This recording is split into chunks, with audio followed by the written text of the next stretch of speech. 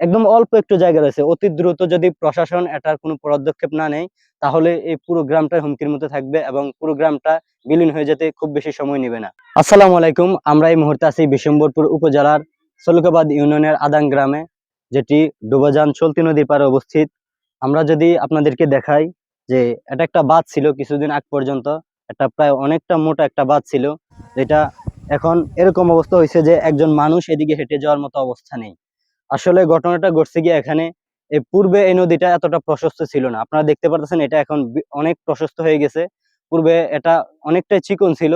তারপর অনেক সময় প্রাকৃতিক দুর্যোগের কারণে প্রাকৃতিক ভাবেই কিছুটা নদী ভাঙ্গনের ফলে একটু একটু প্রশস্ত হয়ে গেছিল।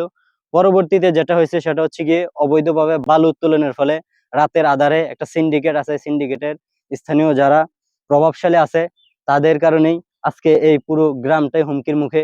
এখানে অনেকগুলো শিক্ষা প্রতিষ্ঠান আছে, তাছাড়াও রয়েছে এখানে হাজার হাজার মানুষের বসবাস, যাদের পুরো জনজীবন আজকে হুমকির মুখে রয়েছে শুধুমাত্র এই কিছু লোভী এবং স্বার্থান্বেষী প্রভাবশালী ব্যক্তির কারণে।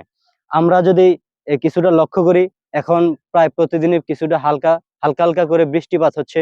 যদি এই বৃষ্টিপাতটা ব্যাপক আকারে ধারণ করে এবং কিছুটা বন্যা পরিস্থিতি তৈরি হয়, তাহলে সাথে সাথে এই বাঁধটা একদম ভেঙে যাবে।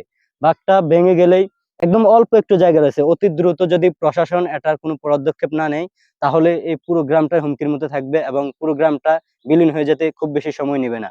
আমরা প্রশাসনের দৃষ্টি আকর্ষণ করি যাতে খুব অল্প সময়ের মধ্যে এখানে পুনরায় কোনো একটা বাঁধ দেওয়ার ব্যবস্থা করে, যাতে করে যা ক্ষতি হওয়ার হয়ে গেছে এখন অন্তত এই বাঁধটা রক্ষা হয় এবং এখানে স্থানীয় মানুষেরা যারা বাস করে এখানে, তারা যাতে এই বিপর্যয়ের মুখ থেকে বেঁচে উঠতে পারে। আমরা সেই কামনাই করি।